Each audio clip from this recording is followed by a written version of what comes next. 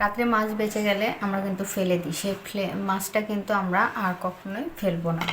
তো মাছটা গাইস আমি আগে বেছে নেব, তো ফিরে আসছি বেছে নেওয়ার পরে। তো গাইস আমার মাছ দেখেন বেছে নেওয়া হয়ে গেছে। অনেকেই তো মিট বল খেয়েছেন, আশা করবো একবার হলেও ট্রাই করে দেখবেন এই ফিশ বলটা করার। সো আমি এখানে পেঁয়াজ কুচি দিয়ে দেবো অল্প, তারপরে এখানে মরিচ কুচি দিয়ে দেবো, একটু মশলা দিয়ে দেবো, সামান্য পরিমাণে হলুদ গুঁড়ো, সামান্য পরিমাণে মরিচ গুঁড়ো, আর দিয়ে দেব লবণ।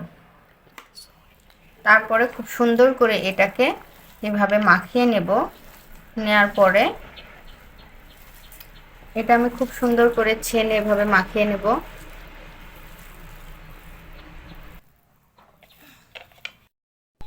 গাইস এখানে আমি পাউরুটি দিয়ে নেব, দেওয়ার পরে এটাকে ভালো করে চটকে চটকে মেখে নেব। তো মাখা হয়ে গেলে ফিরে আসছি। মাখা হয়ে গেছে, এগুলো এখন আমি সুন্দর করে এভাবে বল আকারে শেপ দিয়ে নেব। এই তো গাইস দেখেন আমার এগুলা বল আকারে তৈরি করা হয়ে গেছে। এই তো গাইস আমার এগুলা বল আকারে তৈরি করা হয়ে গেছে। এখন আমি খুব সুন্দর করে এগুলা বেসনের গোলায় চুবিয়ে ভেজে, এই তো গাইস আমি এখন এভাবে ভেজে নেব খুব সুন্দর করে ফিশ বলগুলো। দেখেন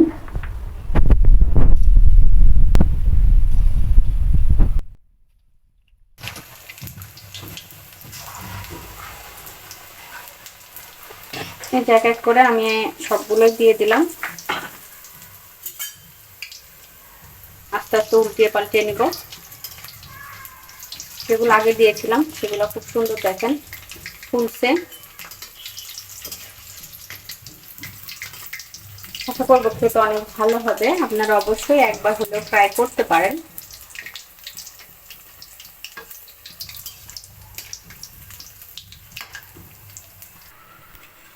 গাইস আমার ফিশ বলগুলো ভাজা হয়ে গেছে, দেখেন কত সুন্দর হয়ে ফুলছে।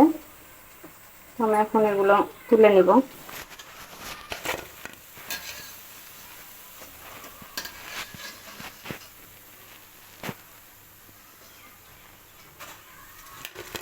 দেখুন গাইস সুন্দর হয়েছে।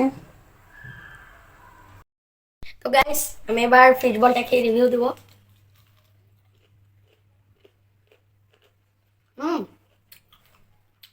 ফিশ বলটা অনেক টেস্টি এবং ক্রিস্পি হয়েছে এবং মুচমুচে আছে।